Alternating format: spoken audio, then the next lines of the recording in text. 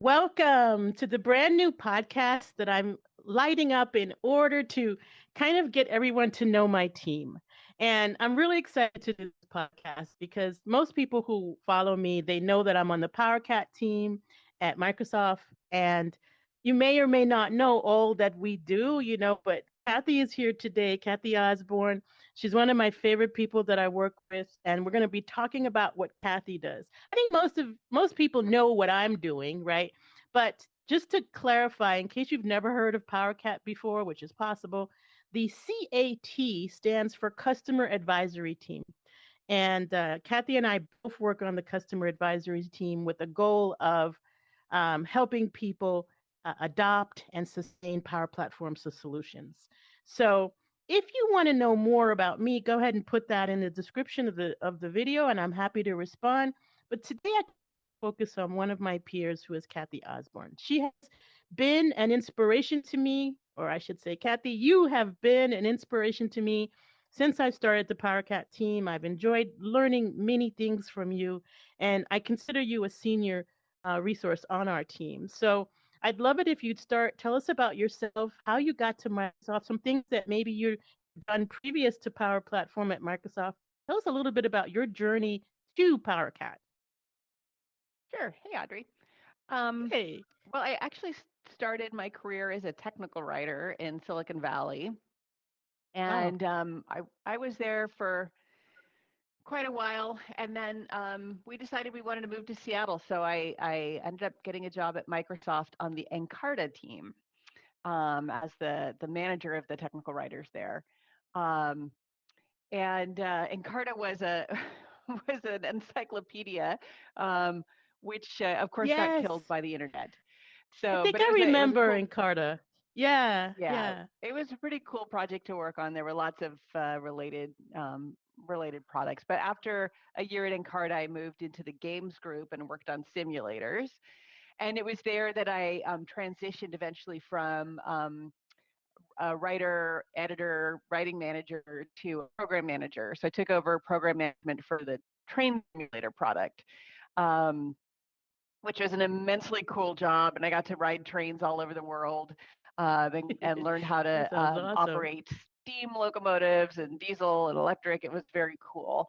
Um, then I ended up taking 5 years off when I had my kids. So when I came back to work, I Wow. wanted to be a writer again, so, Uh-huh, because uh-huh. program management was taking me, all over the world and many hours. So I switched back to Yeah, writing and I wrote for yeah. health IT. And again, I in that job, I ended up switching back into the program management role eventually.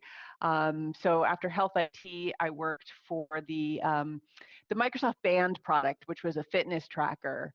And I worked Hmm. on the website and the mobile apps for that.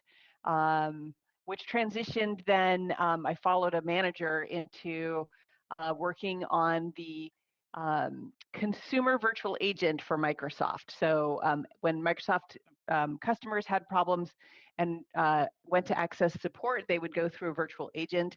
And I worked on that. And I worked as a program manager for that and eventually led up the group. And that was really interesting.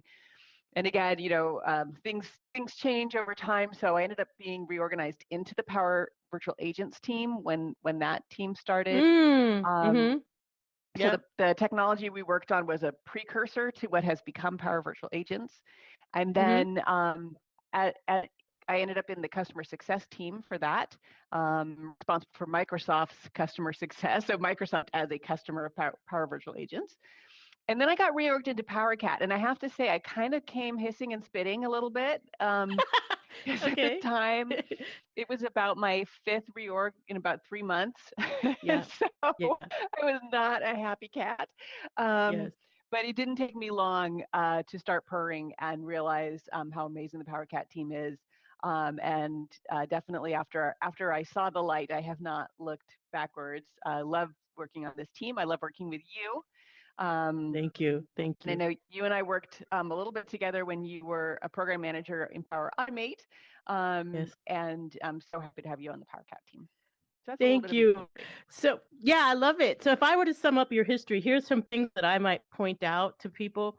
First of all, every role that you mentioned, was highly visible to the world. In other words, the customers that were consuming the work you were doing were worldwide customers.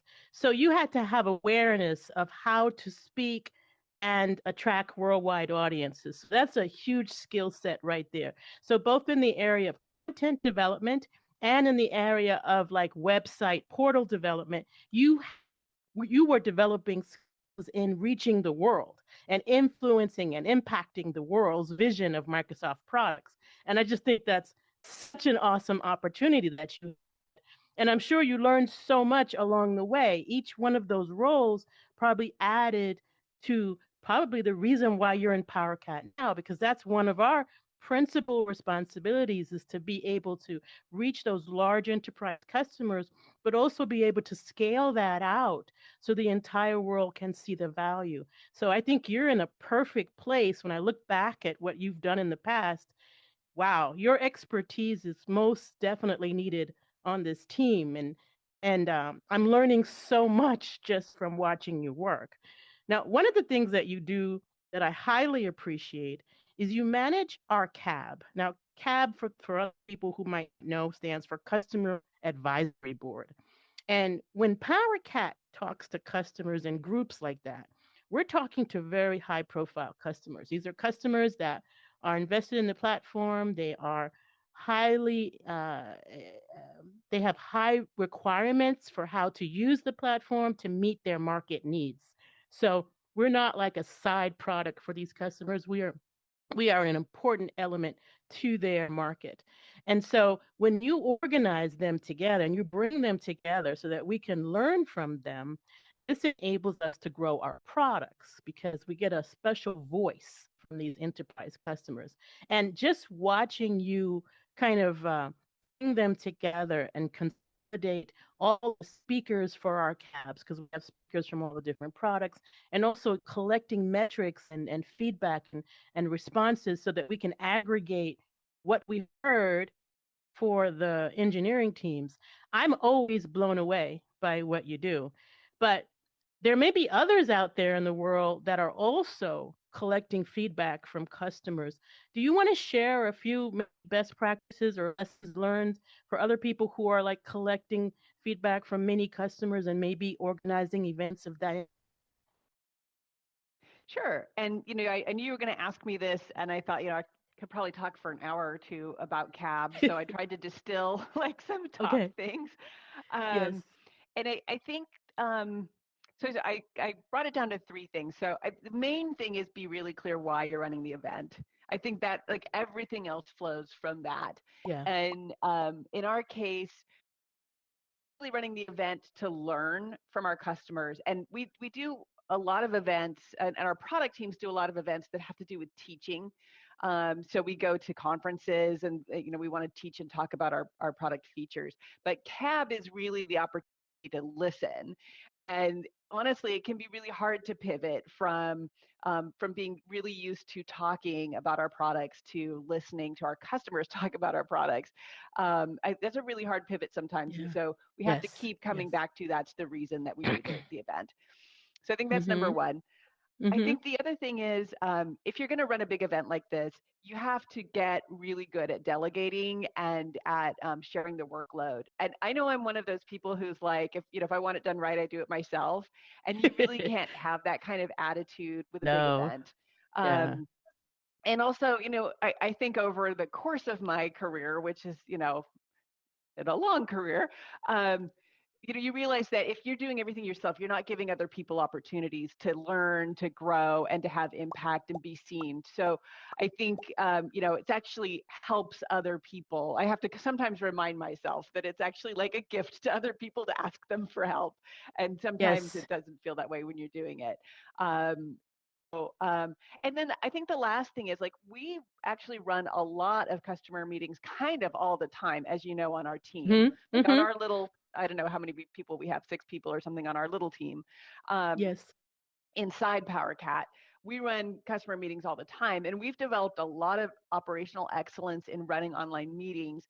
And so the other Yeah. thing is I really rely on the rest of our small team. Like we are a team, we collaborate together, we have each other's back, And so again, like having those other people who I know that I can say, hey, please go do this thing, and I don't have to think about it anymore because I know they know how to do it. So I think having that operational excellence, and I've also, we've run our cab virtually many times, and so Yeah. I actually have a to-do list that I can pretty much recycle for each event. And so we do try to actually run experiments each event, but we have like a baseline of kind of how we do things. So I think that helps, but it'll be really interesting as we potentially start heading back into having in-person events, which I've never done for our cab. So I've only ever done it since the pandemic and we went virtual. So it'll be Okay. interesting to Okay. see how much of what we think we know still applies when we're meeting back in person. So Yep, makes total yeah. sense. And again, just highlighting a couple of things that I heard. I heard a lot, but I want to highlight two things for everybody to kind of take away. Is like, one, you mentioned the priority of listening. And this is very different from like when you're marketing a product or when you're at a conference at a product. You usually spend quite a bit of time kind of like promoting the product. But these cab events take a different seat. And even me, I'm a technical person. I love to give solutions. Like you tell me you have a problem, I have a solution, right? We have to hold back from solutioning because the time Right. in cab is for listening. And if we listen well, we'll pick up signals that we can use later, maybe to make docs or to make content or to even increase or improve the features that we have, right? So I think that is a big key. The idea that CAB being distinctly different in that it's a listening event. The other thing you mentioned is the whole team like pitching in to help, and the fact that we have other related events, and we do. We have several types of events. I don't lead any of those events actually, but I do watch them and I help, as much as I can. But it is important to get help because the logistics behind events, even when they're remote, is much more than I thought. Like before I joined the team, I didn't expect so many logistics, and they can be quite distracting. So you kind of have to divide and conquer to make sure that all the bases are covered. And I'll just mention a couple that I noticed. In remote meetings, people are doing different types of communication. They're chatting. They may be raising their hand virtually, which means they want to come mute. Um, or they just might come without even raising their hand. So they have all these different methods of communicating with us. I also notice that sometimes they'll come on camera. If you don't lock the camera, they'll come on camera.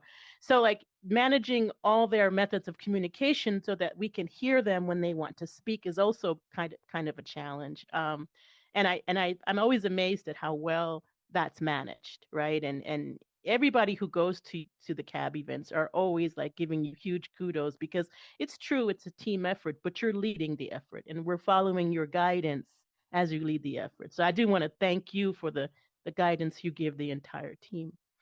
And since you mentioned the team being helpful to one another, and you also mentioned COVID, this leads me into another question.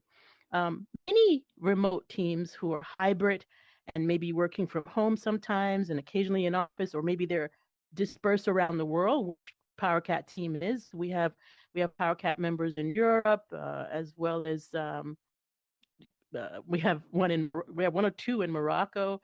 We've got in India, we've got some in France. So we've got them all over the place. UK, in addition to Redmond offices here in Seattle. But it's challenging for people who are not accustomed to these hybrid scenarios to keep teams bind together. They get isolated, they begin to work independently, and in some cases the sad part of that is they start to feel lonely and not connected to their teams, which can demotivate and stress people out. It can also stress management because they may feel like they don't have as much visibility on what's being achieved.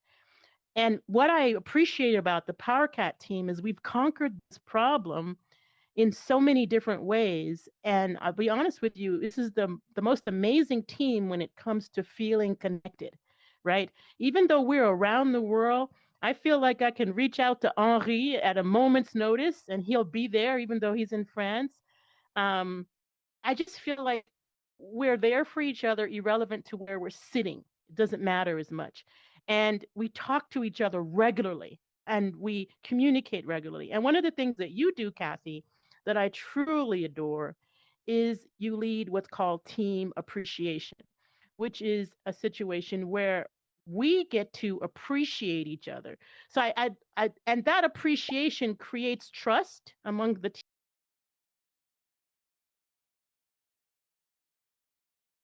And kind of tell us how it got started and how you think could help others to meet the challenges post COVID of hybrid or disconnected scenarios, Sure.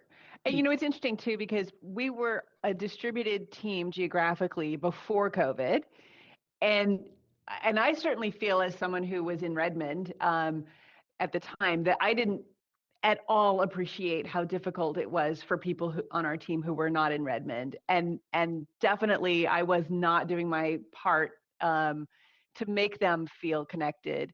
So in some ways, I feel like the pandemic did us a favor in sort of making us all on the same playing field. And Hmm. I think for the folks who are remote, for them, but they do speak to them about this topic. So I think I can say it is better for them now than it ever was before, because we have all, both on our team and of course collectively worldwide, learned how to do this, how to be Yes, remote from each other yes, physically. And now yes. I personally am also remote from Redmond, so I moved away, Hmm. uh, and so yeah. So I know you asked about team appreciation, but you also asked about other things that we do. So I thought I'd start with the other Yes. things and my way into Okay. appreciation. Okay. Yeah, Um, sure. Yeah. so, and so much of this comes from the culture of our team, which again I could talk for an hour about, but I'll skip over most of that and just say that one of the great things about our team is everyone's sort of treated like the fully featured human being that they are. And honestly, like after many years in the industry, that's shockingly rare. And so I think it kind of starts from that. As far as what we do to stay connected, I would say right after we all, we got the email, hey, we all need to go home for, I believe it was 2 weeks. So um, we've all learned a lot since then. Um, I we still started have the note a on my I whiteboard, know, Kathy. right? The day they told us I to go know. remote. Yeah, I have a note on my I whiteboard that says Audrey working from home today. I didn't know that today would turn into 2.5 years, but yeah, Yeah, yeah, the calendar in my office still has February 2020 on it. yes, So, um, but anyway, so we all were sent home, and I think it was our manager Audrie Smear who yes, started this water cooler chat. And at the time, I think we thought we would actually have uh, like meetings, like we were going to use it for like calls, and we've actually ended up using it almost exclusively as a chat, and it's this constant chat stream. And what I like about it, and I think others do too, is that it's a hodgepodge. It's, people ask urgent technical questions. They say, hey, I have a customer like this, does anyone have a customer with this issue? yeah, They post announcements, whether it's, hey, this new feature rolled out, or I'm sick today, I won't be here. yes, And then there's a lot of just silliness. Honestly, most of my contributions are more on the you know silly thought pass through my head kind of variety. But anyway, it's a variety, and that kind of keeps it fresh and keeps people engaged with it. So for me, I have it just kind of running as the background of my day, and try to kind of hmm, keep up with it every few hours. And it's interesting too, now that we have many more team members away from the United States, we have the same situation that they've always had, which is overnight. There's a lot of conversation in the yes, water cooler that you kind of have to catch yeah. up with. So In the everyone's got this sort of morning, like yeah. 24 hours a day. So I think Yeah, that's actually a and just big just thing. just to interject, we are using Microsoft Teams for this, and so we just have an open chat channel, and like she said, it runs 24 hours a day. But you could use Slack, you could use Yammer. So what tool you use is totally up to what you're using in your business. I really think this is a great idea to have a running chat that's open. Like again, it's building that team trust, that team bonding. No rules for this water cooler chat. Anybody can do anything they'd like, and they do, and that's fine. And it's a cool place to go visit every now and then to de-stress as well. I like to go in there and just see what's going on. Yeah, yeah. Um, and then we also, one of the things I really love about our team is we're very intentional about our culture. And so we talk about it like, hey, what works for you, what doesn't. And I remember early on, one of the things that I learned that it was a surprise to me, I had always thought I was being nice by not inviting people to meetings that I knew they couldn't attend because let's say it was their dinner time or overnight for them. And I thought it was a niceness just to like not Yes. put a burden on them but what turned out was that everyone said, hey, please invite me because A, I'm an adult and I can figure out which meetings I want to Yeah. go to, and Yes. B, there's a lot of sort of artifacts from meetings that you kind of only get if you were invited to it, and so that was a Yep. learning for me. But we also but so within that we also are much more cautious about having our important meetings at times that the majority of the team can be. So for us, we have a lot of people in the U.S. and Europe, and Mhm. so we tend to do morning, meetings that are morning for us on the Pacific Coast. That means Mhm. that our European colleagues, it's more towards dinner time for them, but they can attend those. Now we still have people who are in Oceania and Asia, and that's harder for them. But for the majority of the team, finding a time that works. Or the other thing that we sometimes do, like with our happy hours, is that we do them twice, and so we do a morning and an evening, Yes. and again, then people can pick which works for them. So That's I think awesome. we've had just a lot of learning because we listen to each other, right? We ask the questions, and people feel empowered to say, Yeah. hey, here's something that's not working for me. Which again, like I go for hours about our team culture, but I think that's really important that we I you know love we it. we want each other to succeed and be happy, which Yes. you know Yes. again, shockingly not always the case in teams. That's true. um so that's one thing, though. Our water cooler and our attempts to have meetings at reasonable time for each Yep. other. And the happy hours. Yep. Yep. Yeah, we have happy hours, and our happy hours are not they don't revolve around alcohol as No. back in the real world they often did. Yeah. So Yeah. we'll play games together, we just chit chat, um it, just lots of good things, and they're very, very low social pressure at times, right? There, I love you come it. when No, you that's want to, wonderful. you engage when you want to. And honestly, as someone who spends a lot of time all day talking to people, I'm still an introvert at heart. And so, Me too. I Me actually too. super value the Mhm. like ability to like engage as needed, or as I desire. Um, Yeah. so a couple other things that we do that I find like super connective tissue. So one of them is our show and tell meeting, which you, Audrie, run. Oh yeah, Um, I forgot about that one. Yeah, yes, yes. yeah. That's the one I run. So, and I always think of show and tell as the one time when everyone in the team shows up, which isn't always the case, but it's kind of our only team meeting. And I love that it's not like a status meeting or, Mhm. so show and tell for us is people people talk about, they are either presenting learning, or sometimes we use it for sort of like I use it for cab, for instance, to come and say, hey everyone, Mhm. here's what's going on in cab, these are the roles you can have, right? So it's sort of announcement kind of stuff. Yeah. Just um, injecting and I that show love and that tell meeting, and I think is internally facing. So it's our team's meeting. our team. So yeah, our team. Go ahead. Go ahead, Yeah, Kathy. Sorry. but we sometimes have speakers from our team, and sometimes have speakers from other teams in Microsoft, which is Mhm. great. It's great variety, um, and so one of the things we do at Show and Tell is our teamwork appreciation. Yes. And that's become, I would say, like the one thing that when you ask cats what they like about our culture, that's kind of a universal. People Yep. like the appreciation Yes. event. Yes. So there's a long history to the appreciation event, but I'll skip through all that and say that what we do now is we every show and tell, we set aside the last 15 minutes of the hour, which just shows how important it is, honestly, because it's like that's valuable time. Every So we week. set aside Yep. the last 15 minutes, Mhm. and one person is appreciated. Yep. And so if we were going to appreciate you, Audrie, we would have a person designated to appreciate you. So let's say it's me. So I'm going to appreciate Audrie. So I actually keep a history of all of the praise in the water cooler. So again, back to the water cooler, there's a Wow. feature in Teams where you can put praise. So every Yeah. time there's praise, I go and take a snip of it and I throw it into a deck. So that's kind of the beginning of the appreciation, is whatever I've collected for Audrie is on a slide somewhere. And then, Okay. so now I'm the chief appreciator for Audrie. So I will go and ask other people, sort of offline, out of sight, to tell me about Audrie's teamwork.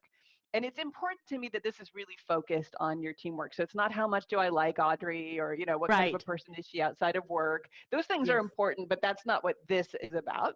So this is Right. really about how Audrie's teamwork has impacted me. Yeah. Um, and so then I will go and I will make a slide, or we've had people who will do a video recording. So people are getting awfully creative about this. But Yes. essentially, there's a slide. So now it's show and tell. So I will on and I will say, everyone, we're going to appreciate Audrie, and I will talk through appreciations that I've collected for Audrie. And then what typically happens is that people will come off mic, or off mute on their mic, and Right. and they'll say Hmm. like, "Hey, I've got something else to say about Audrie." So this goes on for about 15 minutes, and then typically at the end we'll ask you, "Hey, Audrie, do you do you want to respond in any way?" And one thing I have been really happy about is the first person who did this, when we rebooted the appreciation, came on camera for the whole time that they were being appreciated, which is a really hard and brave thing to do, but it Yes. kind of set the tone. So most people will be on camera, and in fact, one of our teammates called it tears time because Yes. it Yes. it is And awfully just to emotional. clarify for everyone, the reason why it's hard is because you're being, people are just not accustomed to this anymore. The Oh, idea of being praised or to be recognized, it's actually gotten out of style in some cases. So to be in a seat where your whole job is to receive praise and to receive recognition can be quite uncomfortable, right? And so we call it the hot seat, and people do have a hard time sometimes. And then some of us, like myself, who's more emotional, we worry about showing that emotion on the camera. And it's just when you're touched, you can be touched to tears. You can be touched to the point where you want to say I love you. You just don't know what to say sometimes. You can be touched to the point where you're speechless. So all of that is seen by the team. But because we move through different team members, we all appreciate this. We all have empathy for this. And so it's just a great I'm thing. having But a I just hard wanted time to with your interject microphone as to right this why moment, that's Audrie. hard. Yeah. Yeah. Yeah. Go ahead. So yeah, and it's really true. Like we have a very, I guess you would call it, emotionally intelligent team, um, and so we have a lot of men on the team, and a lot of men who are not afraid to cry on camera or say "I love you, man," or whatever, which is like completely awesome for me to Yes. see. Um, and so anyway, and then I guess, to wrap up what happens then at the end of the appreciation, then you, Audrie, will become the chief appreciator for the next person. So Person. um, it gets passed along in that Mhm. sense, which I think is Awesome. also an important part. And the other thing that I do, and I believe that it makes a difference, although I have no way to quantify it, but at the start of appreciation, there's a particular theme song that we have that's kind of a silly cat meow meow meow song, and I feel like it does have a certain scene setting. When you hear that song, you kind of go into your appreciation mode, and I Yeah. think that helps. So I don't know if it does, but I Yes. think it does. And it's interesting because we often do have external show and tell presenters, and if they stay for appreciation, I think kind of 100% of them say, firstly, I've never seen anything like this before. Right. And I would say 100% of them say, I'm going to take this back to my own team. So Yes. that's pretty neat to see, people really resonating with this as a technique. Because again, like you said, we don't spend a lot of time appreciating each other. It's kind of unusual and weird. So Yes. that's been great. I think also we and this was something that I was hoping to see happen. we've really seen an appreciation explosion in our water cooler. So instead of waiting a year for a big appreciation event, right? We like every single day, someone is praising someone for the impact of their teamwork. Yeah. And so that's really nice to see. Um, and Soon it's funny because I you're going feel like, to automate that screen to the that because I know, we yeah, too much I to should. handle. Uh, Yeah. Yeah, I should automate the screen grab, and I'm actually a little bit behind right now. But it, one thing that I really felt, and I asked people, and other people definitely feel this way too, when I was appreciated, which again was really hard to sit there, um, was the things I thought were no big deal, or honestly didn't even remember doing, were impactful and important to other people, Yes. and That hearing resonates. Mm, how it was important to someone else and mm, the impact it had on them, it was really powerful and profound, and just really brings home that it's the little things that you do that you might not even think about, that's just how you are in the world, can mm, really mm. be impactful to people. And so, but hearing them stated, like that thing that you're like, I don't know, I do this thing, no one seems to care, and to hear that people do care, like you're more likely to do it again, you know what I mean? So it's like, I Yes. think that's really profound. And what one other thing that I heard, we were actually talking about our team culture, and someone, we were talking about this event, and someone said, well, it's actually a great opportunity to learn what other people on the team do, which I hadn't really considered, but it's true that Totally. when you hear people talking about in detail someone else and what they do, um, that's not something we have an opportunity for in our regular day-to-day work. And because we've become a bigger team, it is one of the opportunities for us to say like, oh, Audrie works on this thing. That's what she does. you know. Yes. Um, Yes. so I hadn't considered that as an impact of this, but I did hear that from that person had onboarded fairly recently, and so it was a great opportunity actually for them to learn what other people are doing. Let me go back a little bit and kind of say enough to cover that point. So I think it's really important for us across this larger team because even though like our immediate team, you and I are only 6 people, maybe on the scale team handling these events that we were talking about, the PowerCat team is approaching 40 people in our pillar. And then we have sister teams. So it's really hard to recognize who's doing what, right? And so during these appreciation sessions, we get to observe and to listen to different things that people across the team have done, and then we can use those learnings. Like we'd say, okay, well, now that I've heard that that challenge got addressed in this way, and he was recognized for that, if I face that problem with my customer, I know I can reach out to this team member and say, help a sister out. Right. So it's like really cool way to be aware of where your resources are in the and learn what other people are doing, but also to have team pride. I'm just very proud of my team. When you see how much appreciation happens every week, you have to recognize you're on a talented team. And I think the only thing I will remind everybody every now and then is that you can get quite amazed at the talent on our team. But the thing that I like to remind people is we all are here for a specific reason. We all contribute something special to this pool of talent. So all of us are feeling appreciated and loved for what we do and for what we offer the team. And I hope that's the case across the team. And I think your team appreciation, the water cooler chat, I think all of these different things that we do to keep the team together is what helps us maintain that feeling of uh, what's the word? It starts with a C. When you're cohesive, we're Mm-hmm. cohesiveness, even though we're in disparate locations. So love it, and you've taught me so much. And you mentioned that there's a explosion of pride or praise in the water cooler chat. That has in part to do with this team appreciation because you get Yeah, used to it, it becomes normal, right?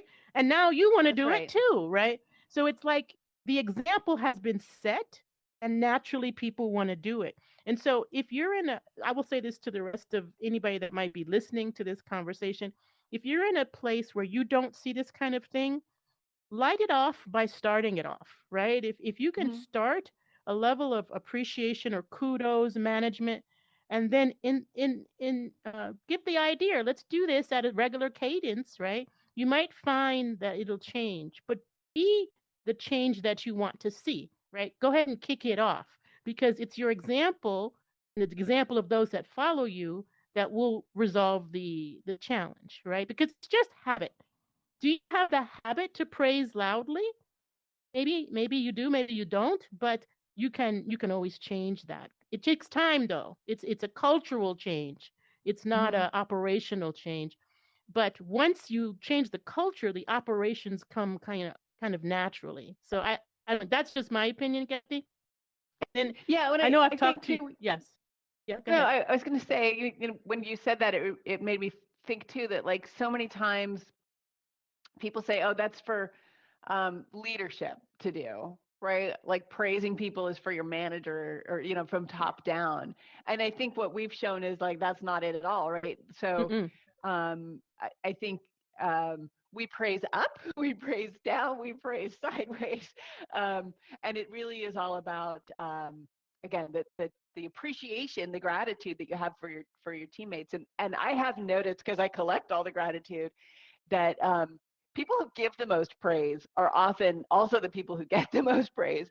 And I don't think it's Yes. like a reciprocation, right? It's actually because those people are, they're great at collaborating with people. And you want to work with people who are great collaborators and who are great appreciators. So I think that, and I just think it's interesting little data point. And It obviously those people as well are the most connected. If yes. you're off working in your own little world and you're not connected with the rest of your team, then you kind of don't even have the ecosystem for this. So Yes. you kind of need to be in that collaborative world. And our team is incredibly collaborative. And again, I could talk for hours about our team I culture know and you could. our, Yes. I know, and the top down, I'm gonna have you because come back again. I'll have you come yeah, back and we'll talk do an about this again. hour and a half on team culture. Yes, But yeah, I would love that. And just to kind of wrap up with the elephant in the room that I'm going to answer that question that you may be wondering. The one thing I want to answer for some people who may be thinking it is why are you doing this podcast in VR? And this has a lot to do with you may have noticed how much Microsoft is now thinking about AR, VR, mixed reality experiences, the recent release of Mesh. You may remember that last year I did the Teams integration with AltSpace. Both Kathy and I particularly just love VR experiences. We've been in alt space for a long time, relatively, long time. Kathy probably longer than I, but since that acquisition, and we just love alt space, and alt space is going to be doing even more things. So I wanted to make sure to include it in our conversations and help you to see what this unique scenario can do to open up new doors of conversation, right? But so you'll see me leveraging alt space every now and then for a lot of different things, and you'll even see me working in alt space every now and then. Um, Kathy, do you have any last minute thoughts or suggestions before we wrap this first podcast up? I want to thank you very much. You've been full of information that we all appreciated, and I hope that everybody understood kind of what we were talking about. If you have any questions, put them in the description, in the chat, in the comments below. We're happy to respond to your questions. Any last minute thoughts, Kathy? golly, I probably already talked way too much. Thank you, Audrey. This has been fun. I enjoyed doing this in alt space. I told you before we started that I actually brushed my hair before arriving and then realized that that wasn't really necessary.